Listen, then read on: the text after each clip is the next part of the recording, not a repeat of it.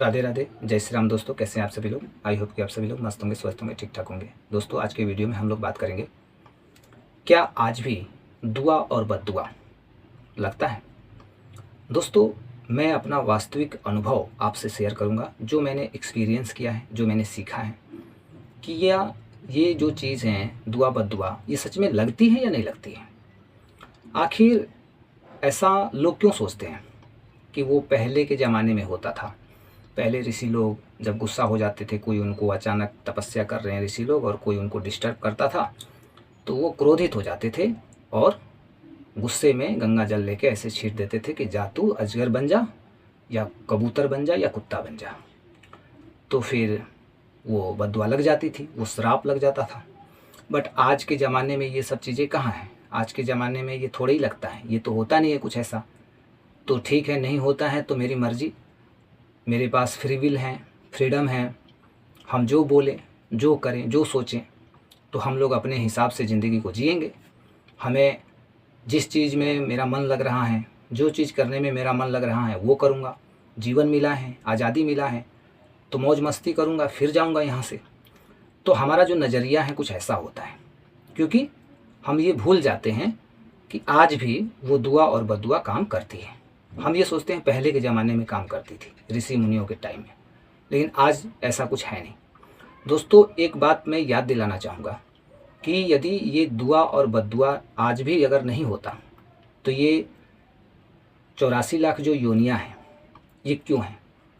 84 लाख योनियाँ इसलिए हैं कि आप जैसा कर्म करोगे, आप जैसा दूसरों को दोगे, वैसा ही आपके जीवन में एक दिन होने वाला है। फॉर एग्ज़ाम्पल, आप एक कुत्ते को पर डे बहुत परेशान करते हो, उसे मारते हो, उसे खाना भी नहीं देते हो। मैं एक एग्जांपल ले रहा हूँ ताकि समझ में आए बात।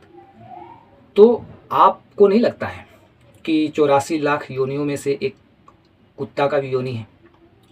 तो वो कहीं ना कहीं जो हम कर रहे हैं, फिर अगले जन्म में हो सकता है, क्या होगा ही। फिर वो हमारा जब पुनर्जन्म होगा तो फिर वही शरीर हमको मिलेगा।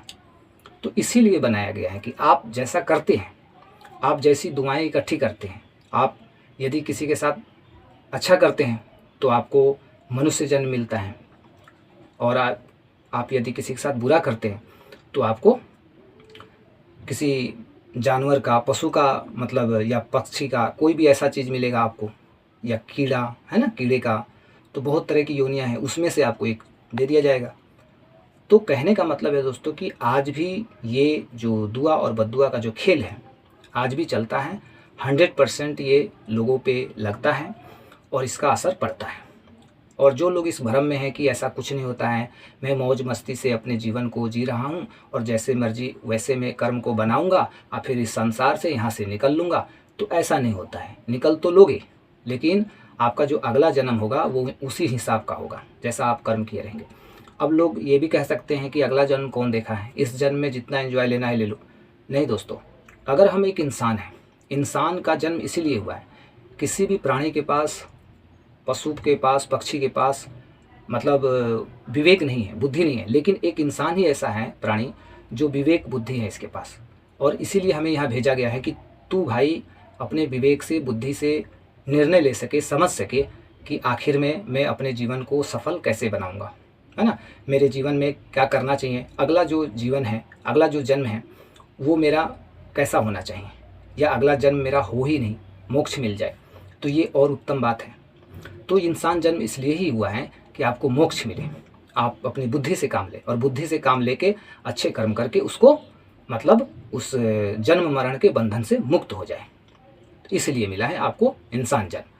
अब हम यहाँ आके भी तहलका मचाएंगे, लोगों को परेशान करेंगे और जैसे मर्जी वैसे कर्म बनाएंगे, तो फिर तो ये जो चक्र है, तो ये चक्र चलते रहेगा, ये चक्र ब्रेक नहीं होगा। क्योंकि फिर आप इंसानों से फिर आप पशु में जा सकते हैं, पक्षियों में जा सकते हैं, पशु योनि में, पक्षी योनि में आप चले जाएंगे, भेज दिए जाएंगे आपके कर्म के अनुसार। तो जन्म मरण के बंधन से मुक्त होने के लिए हमें इंसान जन्म मिला है कि इंसान अपने विवेक से काम लेगा और जो भी बुरे कर्म है उसको भोग कर, इसी जन्म में भोग भोग के ख़त्म करके, समाप्त करके फिट हो जाओगे और यहाँ से तुम्हें एक मुक्ति मिलेगी। तो वो चीज़ कौन सोचता है, सब लोग तो ये सोचते नहीं है। मैंने जो अनुभव किया है, मैं जो सीखा हूँ, एक्सपीरियंस किया हूँ, यही चीज़ मैं बता रहा हूँ दोस्तों आपको। इसलिए हमें इंसान रहते हुए इंसान की कदर करनी चाहिए। ऐसा कर्म बनाना चाहिए कि हमें जन्म मरण से मुक्ति मिले। और जो बद्दुआ की बात जो हम कर रहे थे, जो हमारा टॉपिक है, वो आज भी लगता है। हम जब किसी के साथ अच्छा करते हैं, किसी को दान करते हैं, किसी की सेवा करते हैं, तो हमें वो याद रहता है कि हमें वहाँ से दुआ मिलेगी, हमारा मतलब हमें वहाँ से अच्छा फल मिलेगा। मतलब मेरी जॉब नहीं हो रही है तो हो जाएगी, उसका फल मिलेगा। मेरे पास पैसे नहीं आ रहे हैं तो पैसे आने लगेंगे, क्योंकि मैं अच्छा कर्म किया। लेकिन जब हम बुरा करते हैं किसी के साथ, जो और बुरा करने के बाद जो बद्दुआएँ लेते हैं लोगों से, तो उस समय हम ये नहीं सोचते हैं कि वो चीज़ें भी हमें मिलेंगी। हम ये सोचते हैं कि वो तो बस ऐसे हो गया, वो चीज़ मुझे नहीं मिलेगी। लेकिन मिलने तो वो भी है, वो भी चीज़ मिलेगा आपको। जैसे कि आपको दुआ मिली, वैसे बद्दुआ भी मिलेगी। तो वो जब हमें मिलता है तो हम परेशान होते हैं। तो बद्दुआएँ इकट्ठी हमें नहीं करनी है। आज से निर्णय ले रहा है कि बद्दुआएँ इकट्ठी नहीं करनी है, क्योंकि यदि हम किसी भी व्यक्ति के साथ इस कलयुग में भी बुरा करते हैं, गलत करते हैं, तो उसी ऋषि मुनि का जो समय था, जो लोग श्राप देते थे, ऐसे गंगा जल में पानी भर के ऐसे श्राप देते थे कि कबूतर बन जा, पक्षी बन जा, जानवर बन जा, तो वो चीज़ का जो मतलब उसका जो रूप है ना, वो चेंज हो गया है। मतलब वो उस समय डायरेक्ट दिखाई देता था, लेकिन उसका रूप चेंज हो गया है। वो आपको डायरेक्ट दिखाई नहीं देगा, लेकिन हाँ, आपके जीवन में वो काम करेगी, आपके जीवन पर उसका प्रभाव पड़ेगा, बिल्कुल प्रभाव पड़ेगा, आप मानो या ना मानो, क्योंकि मैंने तो ये फील किया है दोस्तों। आपके जीवन में वो चीज़ आएंगी। वो बद्दुआ जब आप इकट्ठी करोगे तो वो आपको मतलब स्ट्रगल के लिए, एंजाइटी के लिए, स्ट्रेस, प्रेशर, मतलब बहुत तरह की ऐसी चीज़ें आपके साथ होंगी जीवन में कि आप उम्मीद तक नहीं किए होंगे कि आखिर ये सारी चीज़ें मेरे जीवन में क्यों हो रही हैं। तो वो इसलिए हो रही हैं कि हमने कहीं ना कहीं गलत कर्म बनाए हैं, लोगों से बद्दुआएँ इकट्ठी की हैं, और उसी बद्दुआ का जो परिणाम है आज हमें मिल रहा है। और ऐसे भी एक बात हमें समझना होगा कि लोग, यदि ये सब सिस्टम नहीं चले, यूनिवर्स के द्वारा जो रूल सेट हैं, और ये सिस्टम नहीं रहता, तो लोग तो गलत पे गलत करते चले जाते, पूरा बुराई का साम्राज्य हो जाता। अच्छे तो लोग ही तब नहीं होते। सारे लोग समझते कि कुछ फल तो मिलेगा नहीं, बुरा करो यहाँ से निकल लो। तो ऐसा नहीं होता है। यूनिवर्स के रूल के अकॉर्डिंग जो लोग बुरे करते हैं, बुरे जिनके कर्म हैं, उनको सज़ा मिलनी तय है, और जिनके अच्छे कर्म हैं उनको भी फल मिलना उसके हिसाब से तय है। तो इस तरीके से हम समझ सकते हैं कि बद्दुआएँ इकट्ठी तो हमें करनी ही नहीं है। जब भी हमें काम करना है, कुछ सोचना है, हमें किसी के साथ व्यवहार करना है, किसी के साथ रहना है, किसी से बात करना है, तो हमें अपने शब्दों पर कंट्रोल होना चाहिए, व्यवहार पर, विचारों पर कंट्रोल होना चाहिए, ताकि उसकी अंतरात्मा को ठेस न पहुँचे, और मतलब उससे हम बद्दुआ इकट्ठी न कर लें। हमें हर हाल में दुआएँ लेनी है, ताकि हमारा मतलब कि ये जो हमारा जीवन है वो सफल हो जाए, हमारा जीवन सफल हो जाए, जन्म मरण से हम मुक्त हो जाएं,